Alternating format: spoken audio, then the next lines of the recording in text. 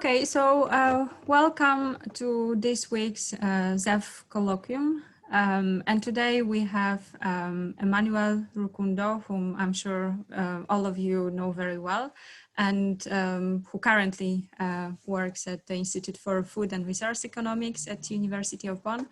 And today Emmanuel will present his paper on the effect of health insurance premium changes on labor supply based on the evidence from Rwanda. So Emmanuel, the floor is yours. Before you start, let me just remind everyone that the meeting is being recorded, and Andreas posted the link to the ZEF YouTube channel in the chat of this Zoom meeting. Okay, Emmanuel, please go ahead. Yeah, thank you. Good afternoon, everyone. Just to make sure that you can all hear me well, is it audible enough? Yes. All right. Thank you. Yeah, thank you again for the opportunity to present at the ZEF colloquium, which I like so much, having presented there as a student many times.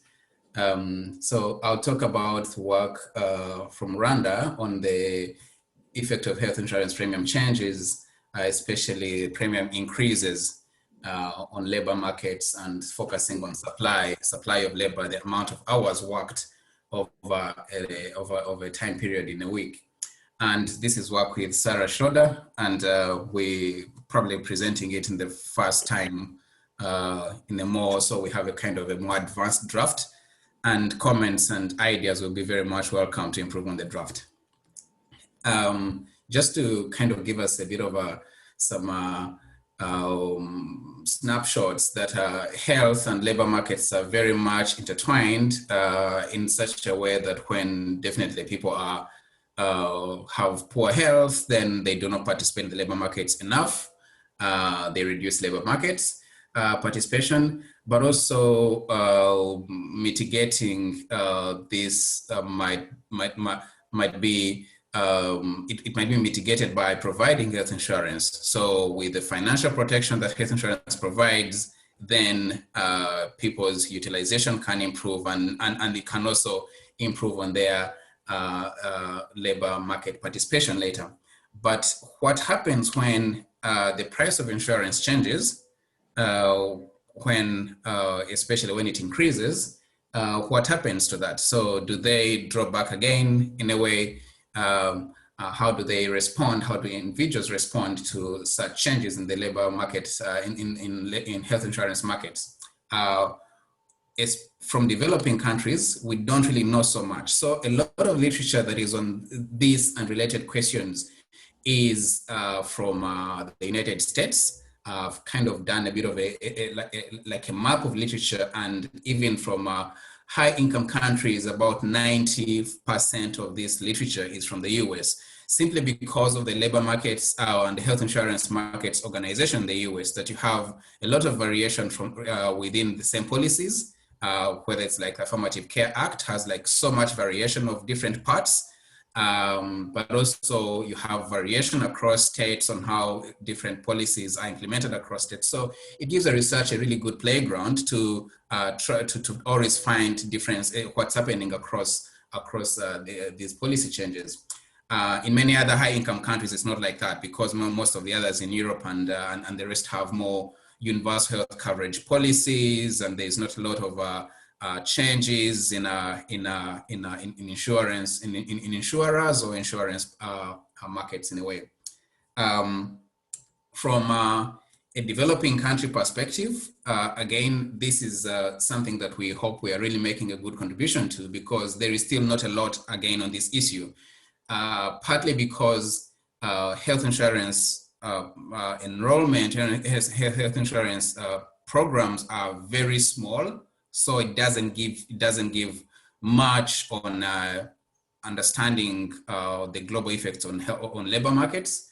And others, more recently, many countries are moving into universal health coverage, so tax-funded health programs that also kind of mimicking what's happening in what other high-income countries do.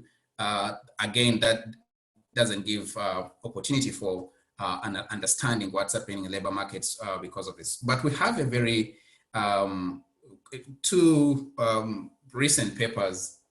One in Vietnam that looks at when individuals gain insurance, what happens to probability of employment, and the extensiveness of employment in terms of hours worked, and they find negative effects on this. There is a paper in Thailand earlier in 2012 that finds that there is more increase in informal employment. In a way, people shift from formal employment into informal employment. Whether that's a good thing or not, we haven't looked into that yet, but I think it also sounds quite interesting to think about. If people are moving into informal employment, does that mean more entrepreneurial motivations, or kind of moving away from insurance related surcharges on individual incomes? And a more recent paper by Garcia Mondiko in Ghana also finds some reductions in labor supply when people get insurance. This is very much related to the income effect, that when people get health insurance, then they sort of gain some income, and spent income that would have otherwise spent if they were not insured and fell sick or had a requirement to visit a hospital or a healthcare provider. We don't see any evidence on what happens when premiums change. And that's a second contribution we'll try to be making on this in this paper. So if we can't hold until the next 20 minutes when I finish, we see that there's an increase, and there's generally a reduction in hours worked over the last week, and most of this is on wage hours. When premiums increase, we see individuals generally reduce total hours worked in a week, and also reduce non-agriculture hours and wage hours in the same dimension. We do not see much happening when people get premium waivers, and we are not going to focus we're not going to focus so much on that. Maybe Zanetta and Georgie, you've seen that in the paper, but the presentation is not going to focus so much on that. So let me give you a background on Rwanda and the health insurance program in Rwanda. It started in 2001 as a pilot program, and with very clear state policies and laws, moved into near 90% of the population covered by 2010. Essentially now the program is 2010 or 2007, the program is not a community-based insurance in terms of voluntary participation. It's more like you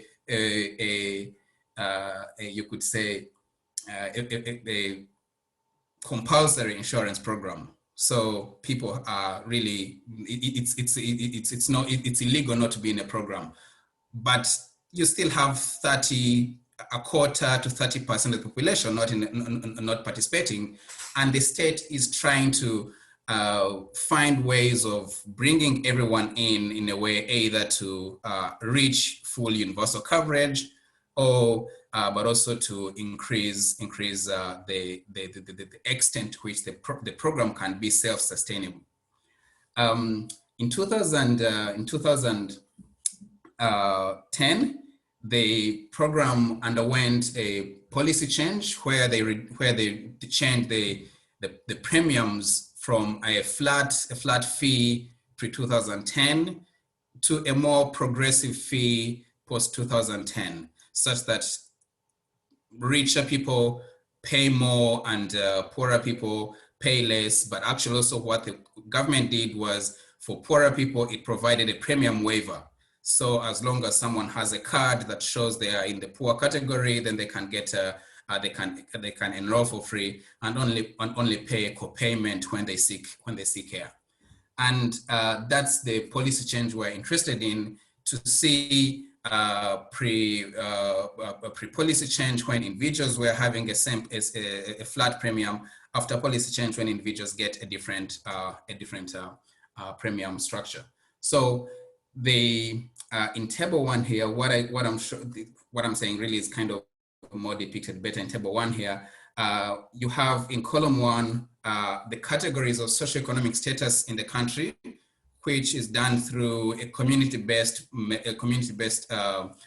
process where individuals self-rank according to their perceived socioeconomic status within the community.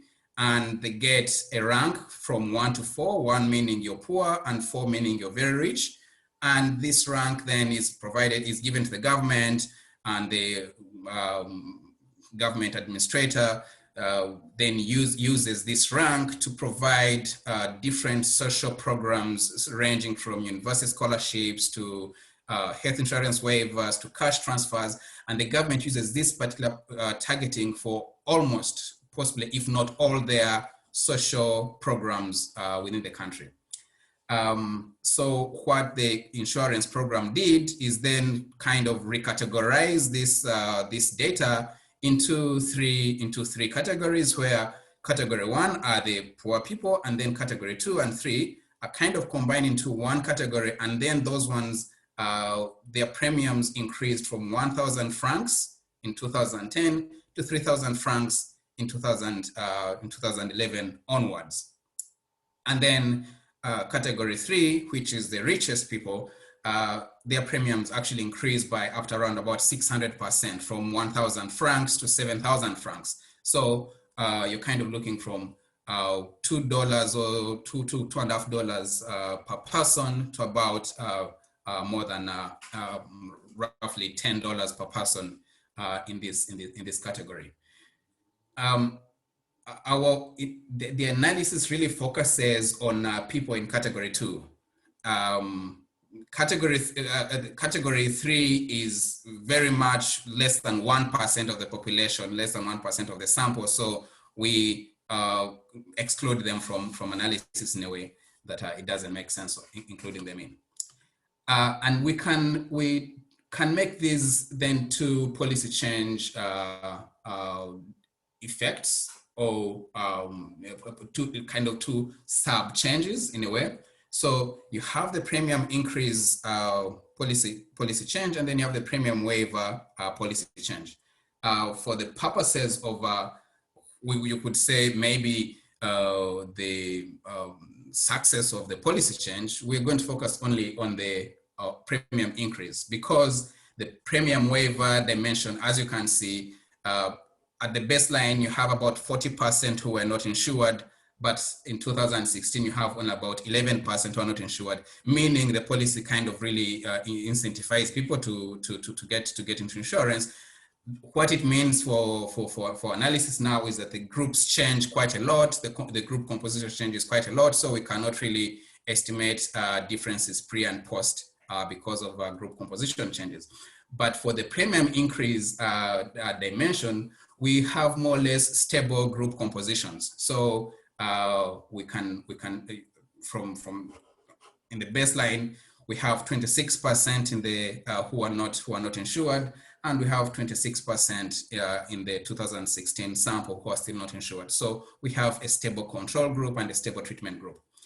And in this case, the treatment group is individuals who are in higher socioeconomic status, who are not who are participating in insurance, implying for them for those premiums increased by 200%. And we compare those ones with individuals in the similar socioeconomic status, so high economic status, but who are not participating in insurance, so who are not affected by the policy change. And we use a difference in difference strategy over repeated cross sections. Unfortunately, we don't have panel data, so we only have repeated cross sections. And then we control for various individual household controls and district and month fixed effects that help us to accommodate and account for variation in geographical location of different of individuals, but also variation in time especially with working hours, people allocate time differently throughout the year on whether it's in the planting season or the harvesting season or in the lean season. And so accounting for the month in which the data is collected helps us to control for that. And yeah, so why here is the outcome of interest is the measure of time allocated to different activities, and we do both in the short term where we compare 2010 baseline and one round later in 2013, and in the medium term also do 2010 and 2016 as the medium term. We have a couple of challenges, you could say, in our process here. One, for the our baseline data does not contain the treatment variable. So the treatment variable is the category in which an individual is in, measured at household level. And we don't have this in the baseline. We have it in the two rounds, the two preceding rounds. So we know how we know how these categories are constructed. So they're constructed using certain observed variables, such as the livestock and household has, and the housing quality, the education status of the household head, and a couple of other variables. So we use these variables to plug into we then generate an index, and then from this index we know also that in 2010 30% of all households in the country were in category 1 and 2, so which are the poorest categories. So we then create that as our treatment indicator. The challenge with this is that then we are trying, instead of using a community-based targeting, we are more or less using a proxy means targeting for the baseline. So that's going to be the challenge going forward. But in the way, that's how we construct the treatment variable at baseline. Because we also have cross sections, and also we don't have other time periods further in history to have a more understanding of the time trends. So we don't have we can't account for parallel trends, and that's why we then use matching, so that we can match on pretreatment controls. And then for we implement a couple of robustness checks where we use fake treatments to see if these kinds of fake treatments that can replace premium increase, if these kinds of effects would be similar. For these kinds of placebos assessments, we are assuming that the placebos can only be effective and hold if we don't see any effect at all, which is standard. But maybe if we see an effect and that effect is opposite of our point estimate.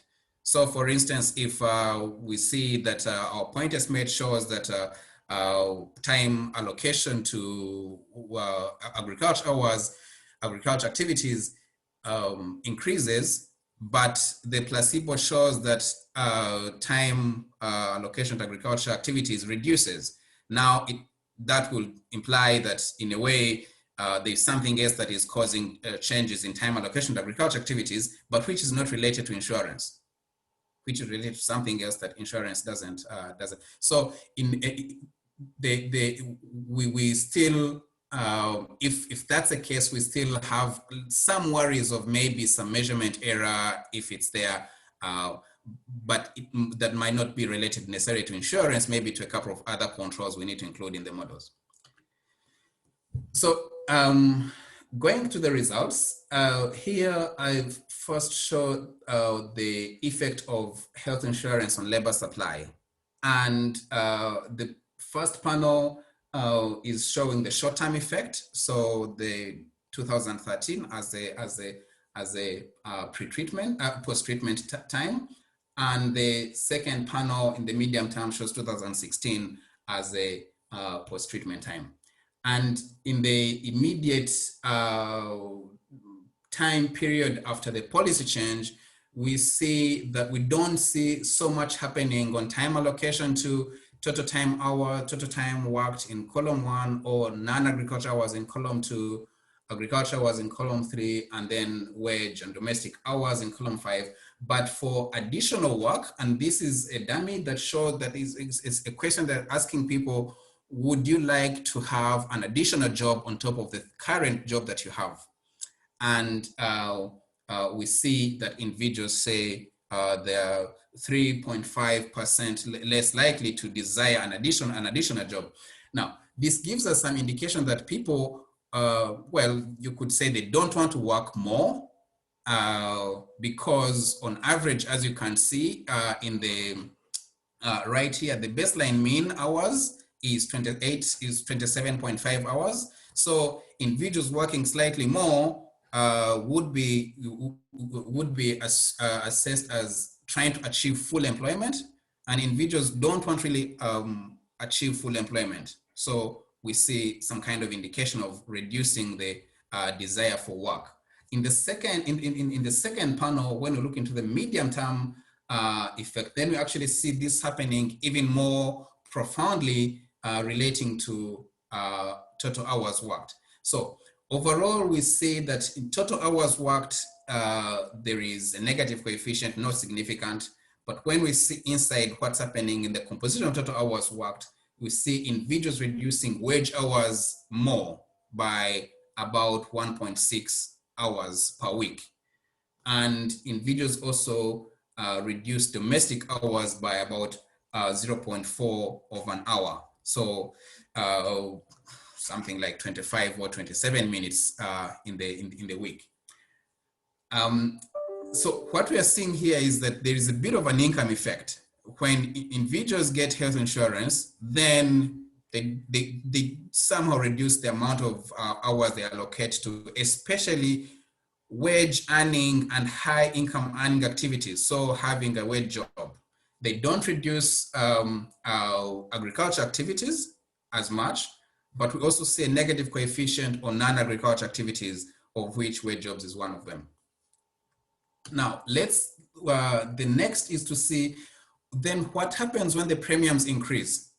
So when the premiums increase, we see an even, in the short term, we see more or less a similar behavior, but we see a larger coefficient on the desire for additional work, implying that individuals then actually don't want to work even more.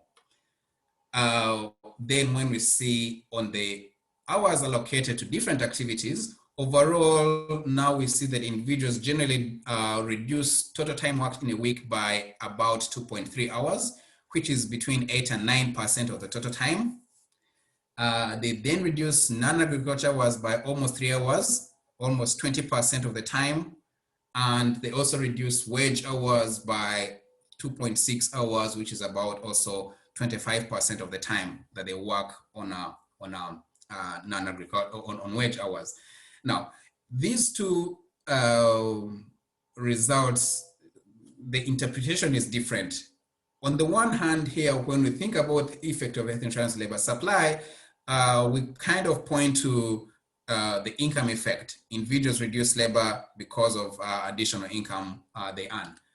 Here, when we think about what's happening because of premium increases, this is quite interesting, and we think it's because of the targeting of the health insurance premiums. Why? So the program uses a community-based targeting, which is very much, which has a lot of evidence of mistargeting, a lot of evidence on manipulation. There is some evidence which we kind of point out in the draft paper from the US, where individuals who knew the thresholds for affirmative care premium subsidies, when they know the thresholds, they are more likely to manipulate their income to meet these thresholds for subsidies. Now, what's happening here also is that if you remember here, we have two policy changes, and when someone is categorized as poor, they get a premium waiver. When they are categorized as non-poor, they get a very large 200% premium increase. So what's happening? People want to be categorized more as poor so they can get the premium waivers. And the effect then is they generally work less. You know, they generally allocate less amount of their time to work, and so that the next time when there is a new community assessment for these rankings, which is done every 2 to 3 years, then they are closer to the poor category, even when they are not poor in a way. We have some, there are some heterogeneous effects that we see where mostly it is men who reduce their desire for additional work, and then they kind of shift much of this to domestic activities. So we see actually men spending more of their activities by almost 0.6 hours in the short term in domestic activities. In the medium term, we see again, it's men who reduce their non-agriculture hours, and it's men who are reducing their wage employment hours. And then instead, women tend to move most of their hours to domestic activities by increasing it by almost 1 hour in a week. Again, also we find most of these effects are within rural areas and not so much in urban areas. When we think of how do we then hold our results to some testing, we conduct 2 placebo assessments, both of which are giving some fake treatment. So in the first one here, we just find individuals who are both not insured, but we then use individuals who are in the higher socioeconomic category as a treatment. The expectation here is that, well, they definitely are different. We are comparing rich and poor, and but if both of them are not affected by insurance, then we don't see any. We shouldn't see any differences between these two groups. So once we run this placebo across the board, we see that there is no any differences in the medium term and in the short term regarding time allocation to different activities. We then find another placebo where we use individuals in high income, in high socioeconomic category, and compare them who have private insurance, and this private insurance is outside the premier, outside the policy change, and so is not affected by the policy change. And the assumption here is also that the prices, the premiums for private insurance are not mimicking the government's policy change. So they remain either static or only move up with inflation or anything else that is not related to the policy change. And we compare these individuals with other individuals in high socioeconomic status with no insurance. So in this case, we are more precise by comparing like for like, and we don't see anything again happening across the board regarding time allocation to different categories of time allocation. Maybe in the short term, we see, yeah, there's it's a difference in domestic hours, but again, we really did not have any of that happening in our key results. So none of the results seem to be nullified by the placebo. So just to end, what we do is we assess 2 dimensions. One, the effect of the health insurance only, and then we also assess the effect of the premium change, the premium increase. And regarding effect of health insurance, we see some indication of income effect that induces people to work slightly less because of some income gained.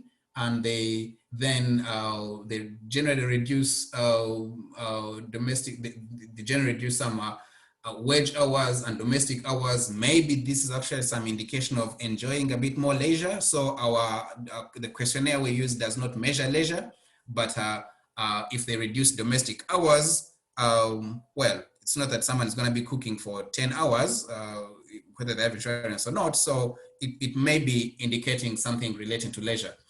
When we turn to premium increases, we see that in the short term, there is a 4 percentage point reduction in a desire for additional work, but we see again a lot of large changes in non-agricultural work and large changes in wage employment work, which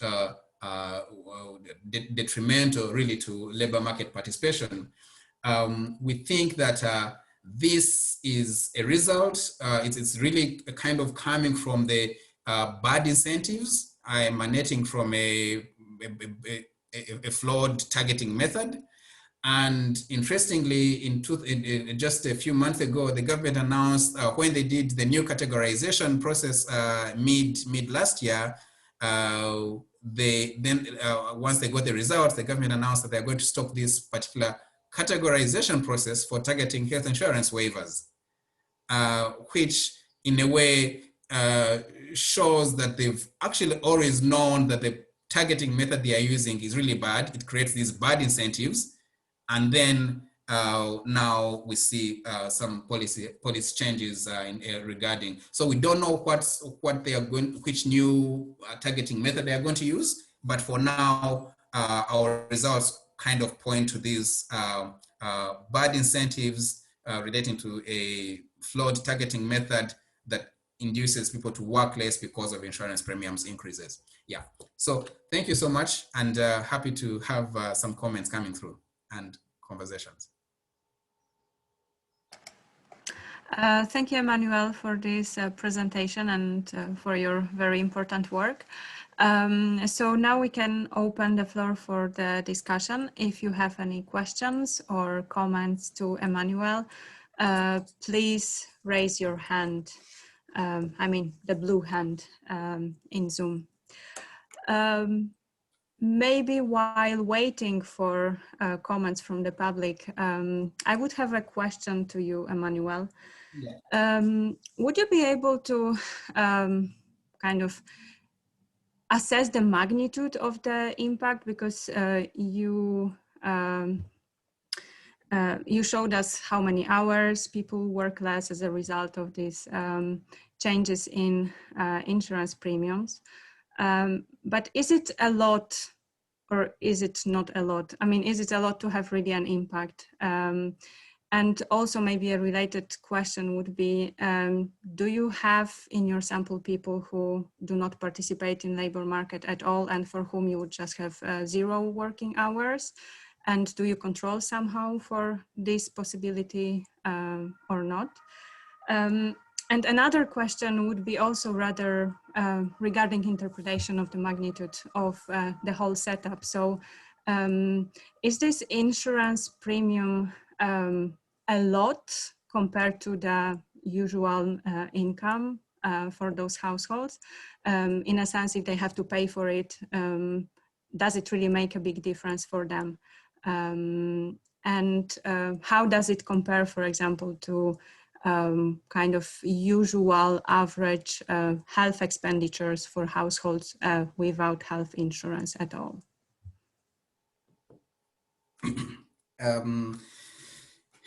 Yeah, maybe can I respond immediately? Yeah, please. Okay, a couple of things from the immediate last. Premiums, the premiums, while they are about, let me see, kind of discussed it here. No, sorry.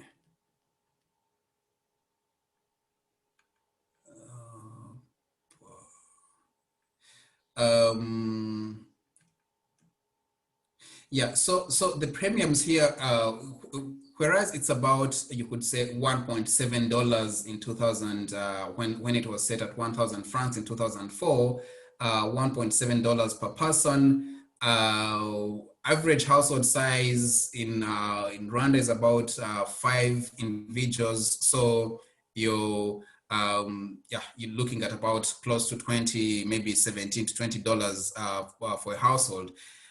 In terms of the implication to household budgets, this is equivalent to about 15% of the budget line, of the national income budget line in 2010. So that's clearly substantial on a household budget line. That is for the poorest. It might not be a lot for the rich households, and I think that's why the government really doubled the premiums for the rich people, because for them maybe the budget they have more relaxed budget lines, so it might not be a lot. But for the poor, they had to provide this waiver because it was still a lot for them to actually enroll. And we see that once they've done that, actually enrollment really increases sharply. So regarding the individuals who are not participating in the labor market, so in our all assessments, we limit our sample to individuals who are between 14 and 65 years and who were not participating in schooling in the last 1 year. So both young people and the elderly individuals and individuals in school, whether it's kindergarten or university, as long as they participated in school in the last 1 year, fully participating in school. So we eliminate, we don't include those ones in the analysis. The other question is, so what is the implication of reducing work by 1 hour in a week? So this is all time is assessed on a weekly basis. So the questions that we're asking, what you did in the last 1 week and the amount of time you allocated to this in the last 1 week. But so essentially, like premium increases here, the average hours for non-agricultural activities is 13 hours in a week. So if they reduce that by 3 hours, that's 20% of the time. So it's really both analytically significant and economically significant, that it's actually large margins. I think in the summary slide, I put the percentages of this. So for non-agricultural hours, it's 21% reduction. For wage activities, it's 26% change from the baseline, from the baseline 2010. So I think it's also economically relevant that actually there are large reductions in time. Yeah. Okay, great. Thank you, Emmanuel. Lucas, please go ahead.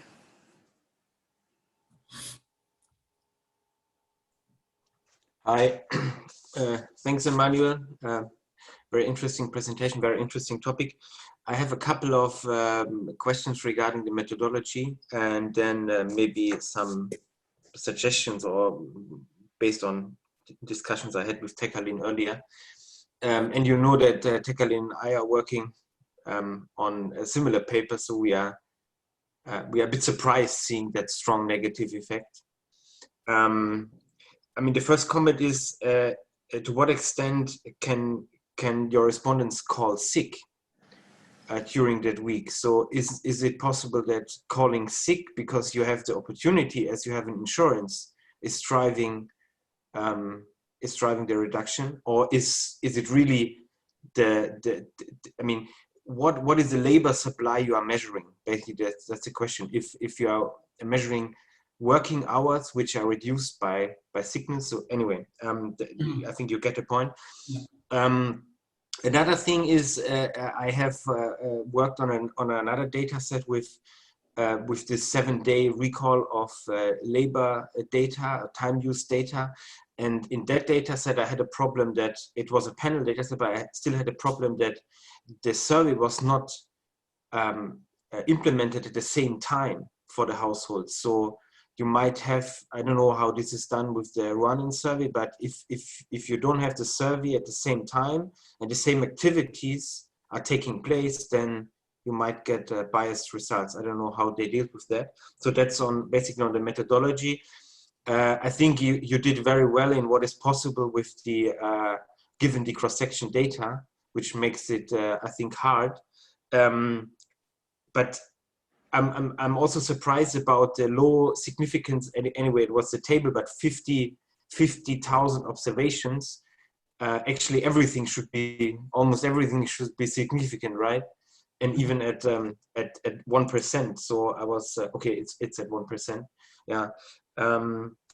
An alternative, and that is what at some point I discussed with Tekalin.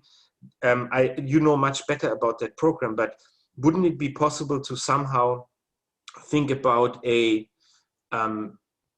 since you have the different waves, to think about a measurement of how likely it is for a village to get a treatment, and then just in any way transfer it to the new waves of the data, and then basically have I don't know whether it's really a regression discontinuity thing, but it could be also some intention to be treated, or inverse Mills ratio you include, or something like that. Wouldn't that be an alternative to capture it, given that you might have a strong correlation between your treatment dummy and all the controls you include, right? You include a lot of household controls which are actually informing treatment to happen or not, right? Anyway, yeah, but I'm interested to hear your response. Thank you. Yeah, I think the last comment really. It's something we've thought about as an alternative to try and see the pre-treatment or the pre-reform probability of getting a premium increase by looking at the proportion of individuals who were there, who could have been in the higher categories, and then get the premium increase. So we're thinking about that kind of alternative to see if a different strategy would then give us the same results. So we haven't started doing that yet, but we have it in mind. Regarding the measurement of our outcomes, yeah, again, I think, like you said, this is some drawback of repeated cross-section, is that in any case, we're observing each individual once. So we only compare individuals who are more or less similar in the similar socioeconomic categories, but not really the same individuals. So we can't really account for that as much. But in terms of labor markets that might be affected by, say, sickness, we include in the controls, we include in a couple of variables that capture if someone was sick in the last 2 weeks, and if someone visited a doctor in the last 2 weeks. So including those two variables to account for time that might reduce due to health-related reasons. So I think, yeah, that's what the three ideas. But definitely, we're thinking about some regression discontinuity and whether it's we can do something related to that. Yeah. Thank you, Emmanuel. Thank you, Lucas. Now, Amy. Yeah. Good morning, Emmanuel, and thank you for this presentation. Your paper is really interesting. I have a question related to the control group. You showed pre, I think, and post control groups. Well, and you said that they were constant over time. I just want to know whether the 26% of individuals who were in the pre-treatment control group are the same ones in the 25% in the post-treatment control group. I don't know whether the question is clear, but I hope so. And the other question that I have is that you used kernel matching techniques. Maybe it's as part of your robustness check, you can also try other matching techniques to see how the results differ. And also the other question that I have is related to, yeah, it's related to how you try to control for the unobservable characteristics. Apparently you use the propensity score matching method, and it's mainly based on observables. Did you try to do a Rosenbaum test to see how the results are sensitive to unobservable characteristics. Those were the main questions that I have. And I also have a last question out of curiosity. Why do low-income countries not have substantial coverage of health insurance? Is there, well, I don't know, are there some papers that have been published on this question in the literature? Thank you. Thank you, Amy. Emmanuel, if you would like to maybe answer selected comments from Amy, please go ahead, because we have some other questions. Maybe Amy, if you have some information and a couple of papers on how to do Rosenbaum bounds in diffs.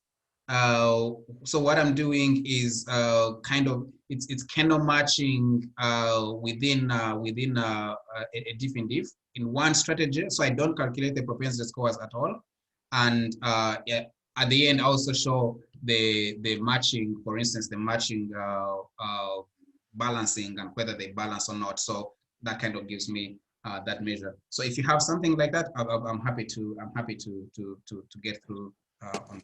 Yeah. Okay, let's now move to Andre. Hi, thank you, Zanetta. Manu, thank you for the presentation. Very good topic. I like your approach as well. I have a question more related to the policy implications.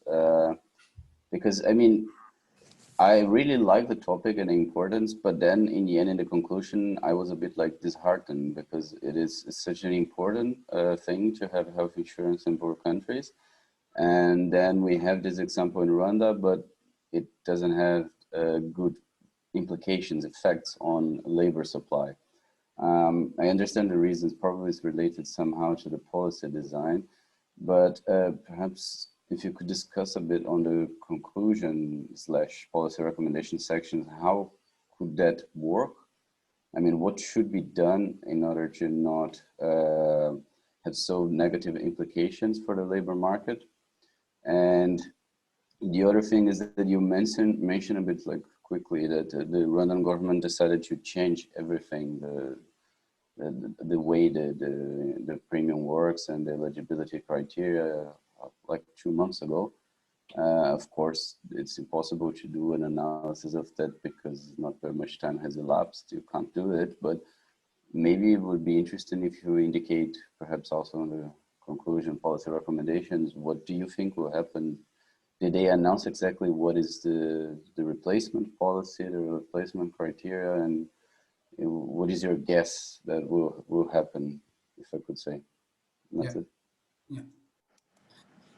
Well, I think that kind of, it's a very exciting conversation there, but maybe it goes beyond the scope of the paper, but in a nutshell, I would say that it's good that the government itself, which has a very successful health insurance program in all developing countries really, recognizes that maybe the targeting method they are using, it's good for quote unquote democracy, you have more community participation, but it also creates bad incentives, and people are wise enough to maximize these incentives, and that's what they're doing.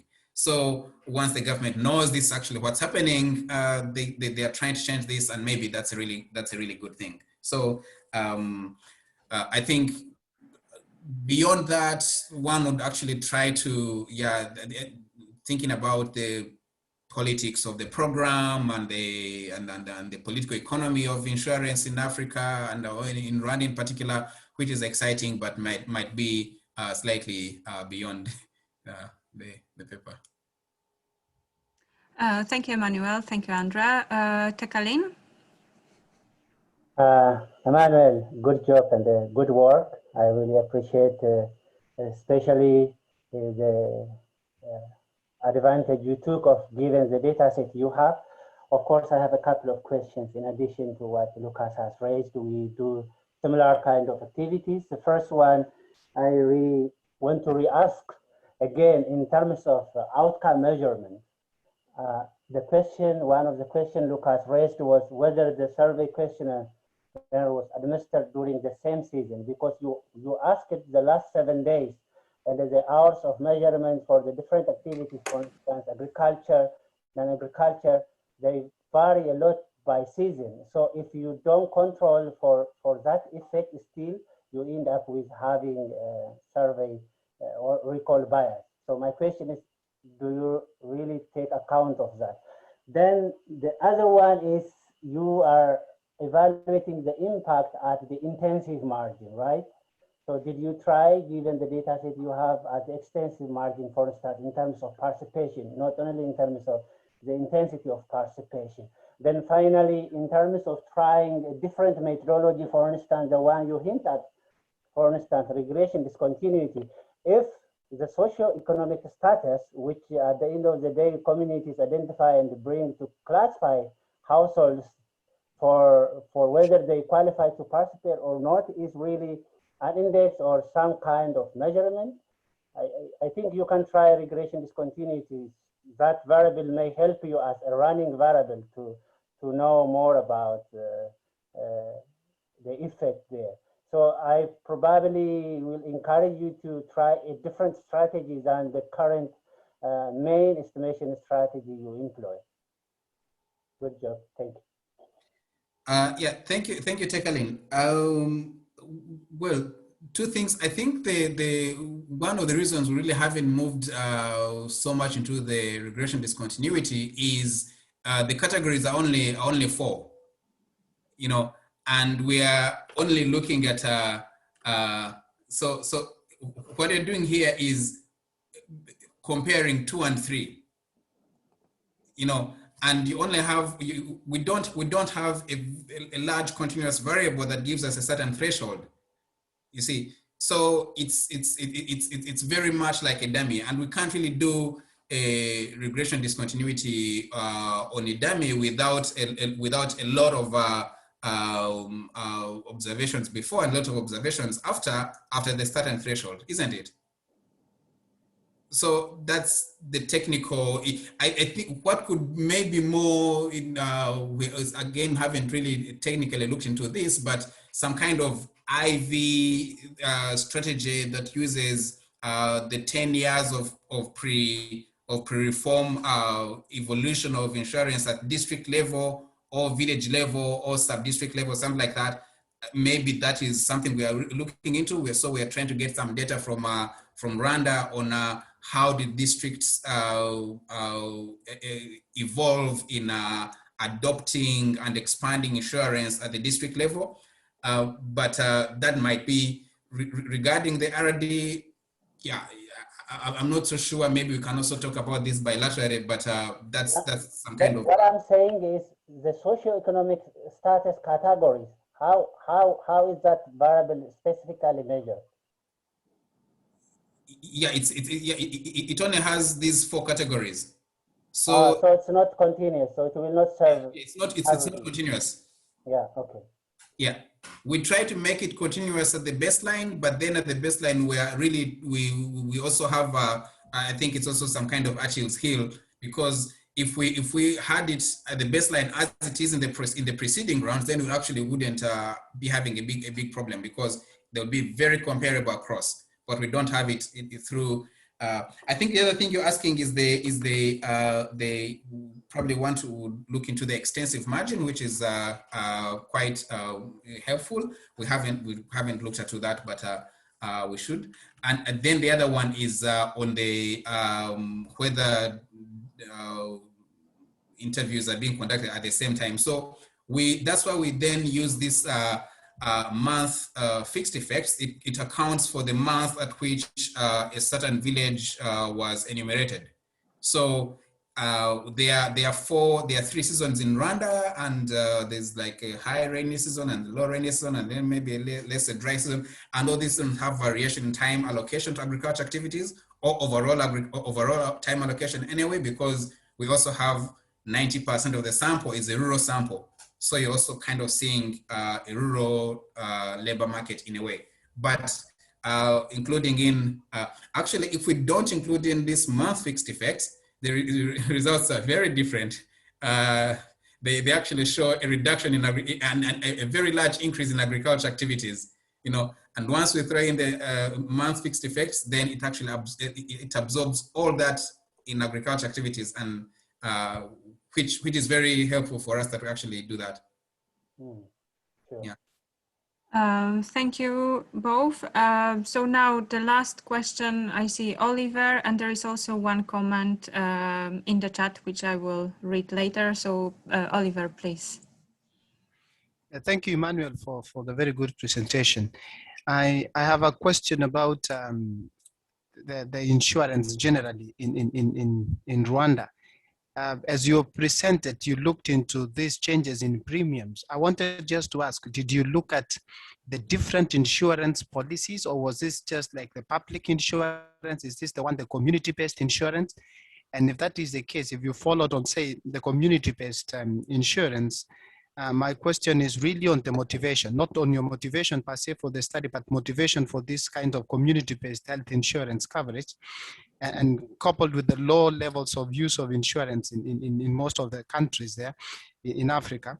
Is it really a solution to addressing this low adoption of insurance policies? And especially, I'm asking your question on your comment on the relevance and the effectiveness of reaching universal healthcare, relying on really voluntary enrollment and community management, which this form of insurance is supposed to address. What about the alternatives? Did you look, because when you're looking at the changes in premiums and whatever, you're looking at one kind of approach. What about the other? Is this better than the other options? Is this better than, or what is your comment on this? Yeah, thanks for that. I think the background on that really answers this question profoundly, quite well. Reason, so CBHI in Rwanda is just CBHI in name, because it just started as a pilot scheme that was a CBHI pilot scheme in 2001. But in 2005, the government adopted it and actually made it a compulsory insurance scheme. And around about 2010, it had about 90% of the population enrolled. Okay, but there was, since then, there's been kind of a reduction, and I think that reduction is also because of the premium increases. There's a table that I should have shown here, but I did not show, showing enrollment in income quartiles, and actually shows that in the higher income quartiles 4 and 5, you see some reduction in enrollment from 2010, when there was kind of like 80% enrolled, and in 2016 you have like 70% enrolled, showing that actually as premiums increase, people dropped out. So just to reiterate that in Rwanda, you have this large national government-run insurance scheme that should enroll about 95% of the population, and the other 5% are the private insurance programs. And mainly also, even those private insurance programs, it's the civil servants insurance program and the army, police, whatever insurance program. And so any other market-based insurance program in Rwanda is like 0.5%. Everything else is these three government programs. And the policy change affected one government program, the CBHI program, that has 95% of the market that should really be doing that. So we are looking at an economy-wide policy change, an economy-wide program, and not smaller CBHI programs like you have in Uganda or in Kenya or in Nigeria or in Burkina Faso, like we see a lot in the other literature. In Rwanda, it's different, and it's just CBHI in name. It should be a compulsory government insurance program. Okay, thank you, Emmanuel. So I will read a comment or a question from the chat from Alexis Nyamugira, who wrote very interesting research. Congratulations. My question is, for the medium-term panel, why there is no estimation of the effect of the premium increase on additional work? That's not measured in the 2016-17 round. Unfortunately, it wasn't measured in the data. Okay, very simple answer. Okay, I think we've run out of time now, so we can stop here. But anyway, thank you again, Emmanuel, for this very interesting presentation. and again, very relevant research, especially in terms of policy implications. So thank you again, and thank you everyone for your participation, and we meet here next week.